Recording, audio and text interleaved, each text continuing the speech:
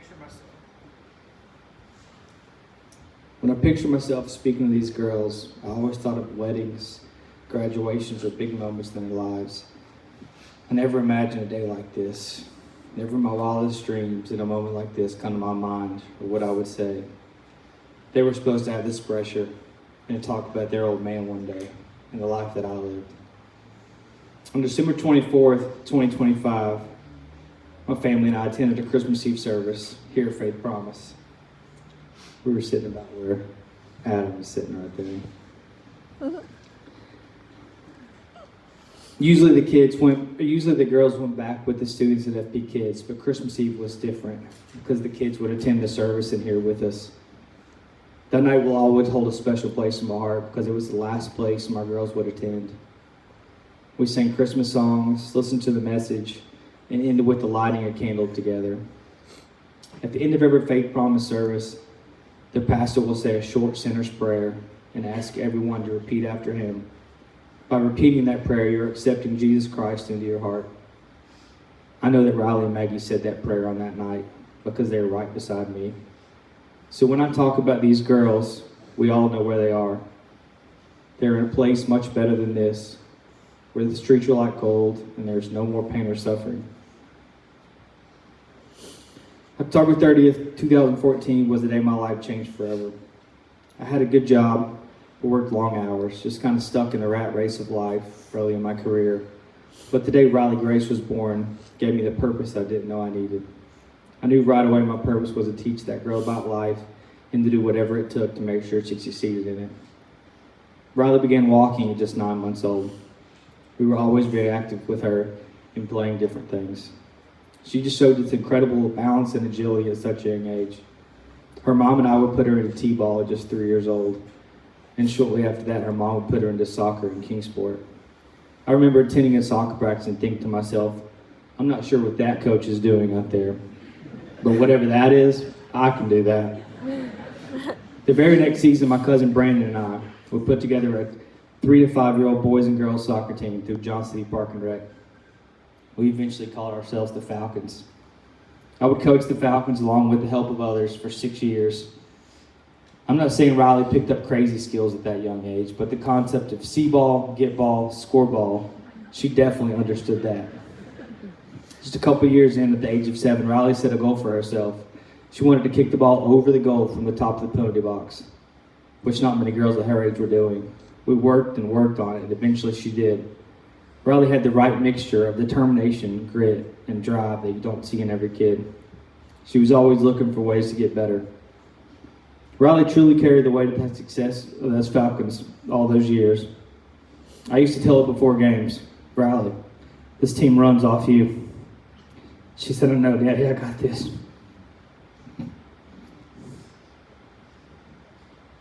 She brought it every single game. I remember after a game we lost, looking over at Riley crying.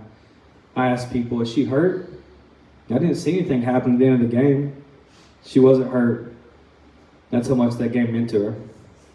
She left it all out there. To everyone else, it was just a Tuesday night at Civitan Park. But to Riley Grace, it was a chance to show everyone the hard work that she put into something she truly loved. The grit, determination, and leadership will carry the rest of her life, her schoolwork, her friendship, and her family. And Riley's earn is a quote, do what you love and the world will fill your light. I believe Riley's light was the brightest on that field, so that other kids would see the joy you can have when you do something you truly love. And she wanted all of her teammates to have that same joy. Riley would tell everyone, teachers, friends, family, or anyone that wanted to listen, she wanted to be a professional soccer player one day. I'm not standing up here telling that she was going to be a professional soccer player or not, but I'll promise you this. Every professional soccer player out there began with a dream, just like the one Riley had. Riley loved making people laugh. She could imitate someone or talk in a different voice while telling a funny story, and it would have everyone cracking up.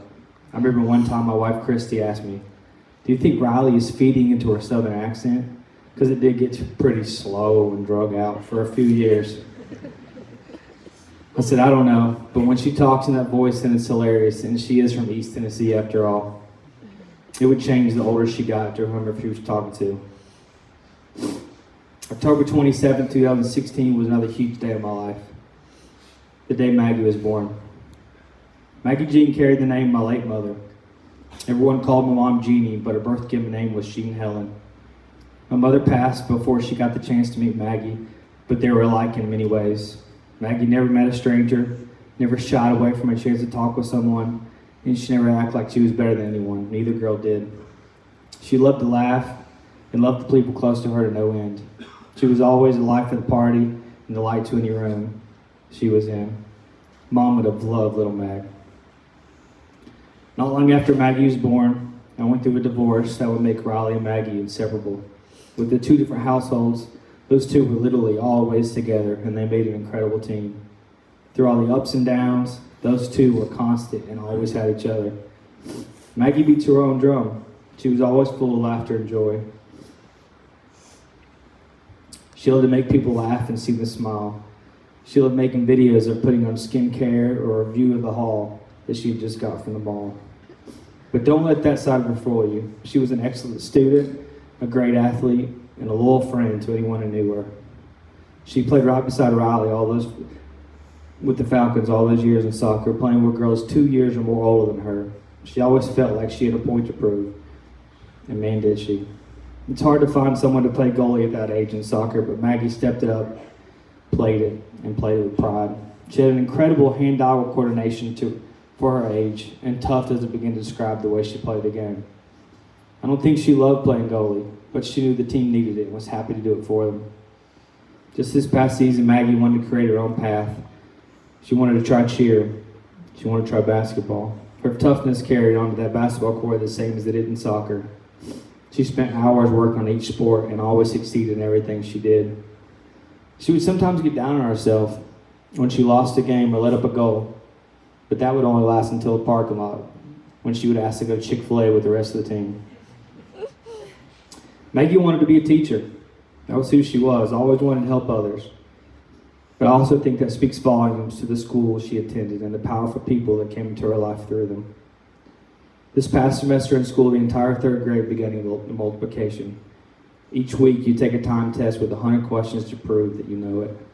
Starting with your twos, every week you do a different number, 2, 3, 4, all the way to 12. If you don't finish in time or miss a problem, you have the chance to do it in the following week. Maggie and I would make note cards every week, every number, all the problems for that week. Every week we would study them. Every night, basketball games, morning waiting on the bus. Eventually she would really know it, but she still wanted to practice them. She would be like, "Dad, let's do it again." Okay, speed round this time. Every week she was so nervous for the test, but every week she would pass. She was always excited to tell me she passed another number. I would always ask, "Well, how did so-and-so do in your class?" And as the weeks went on, there were only a few left that had passed every week.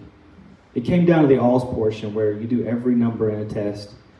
It was down to her and her friend Brooks that passed every week. She was excited to tell me that she had passed her alls, but when I asked about Brooks, she said the teacher called time, and Maggie looked over and Brooks was crying.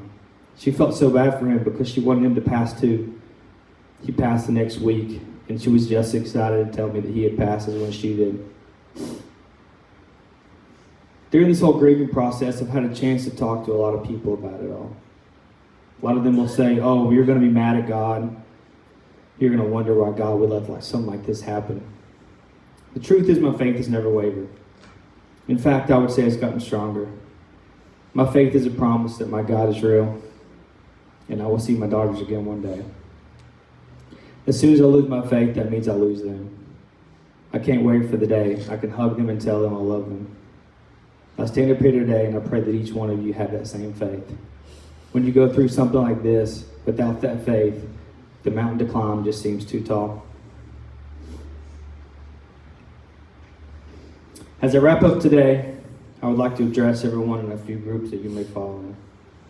If you're of my parents' age or older, maybe you're a grandparent, maybe your kids are grown and they have their own lives now, you need to know that you're doing a great job. Hold those relationships close to you. What you instilled in your kids is still in them. Everyone in their life has some sort of relationship that could use some mending. Those relationships can be fixed in one day, one conversation, one phone call. Life is too short not to tell someone what they mean to you. Show people grace in their shortcomings like Riley Grace. Put on a smile like Maggie. And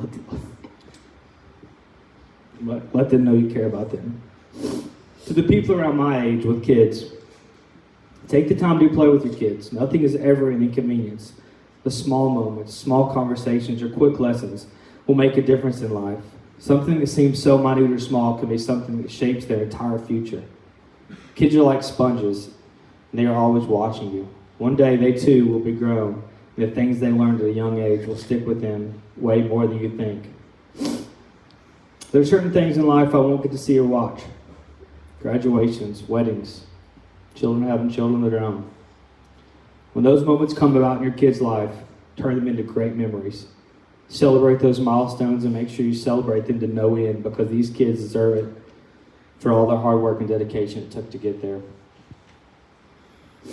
To the kids in this room, no dream is too high. No goal is unobtainable. Whatever you want to do in this life, you can do.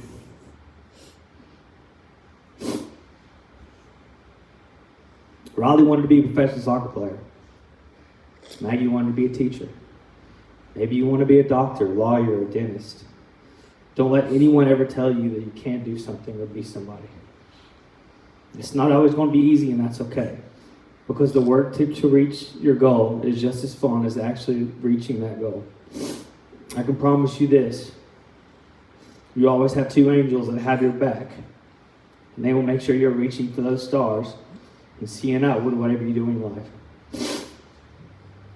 Lastly, when I think about how I want these girls to be remembered, I want them remembered for their love they had for people.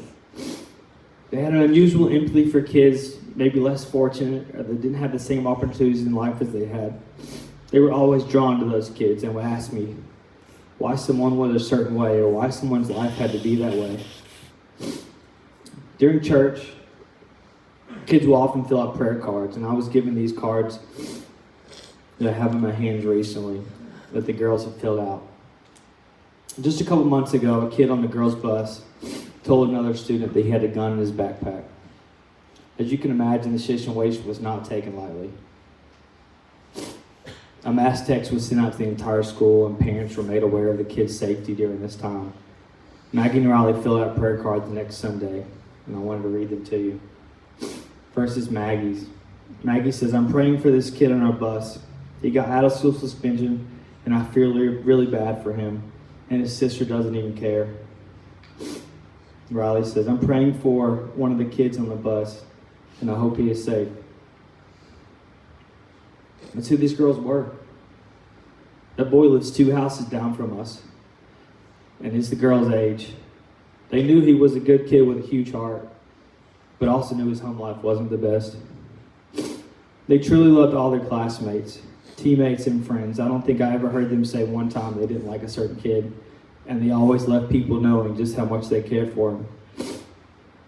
All these trophies and medals you see on here are cool. And the stories of how we got them are even better.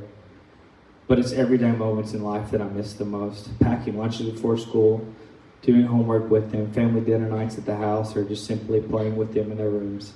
Those are the moments I will hold on to forever. Riley, Maggie, I love you both. You will be missed, but I will see you again soon. Take us a place up there. Thank you.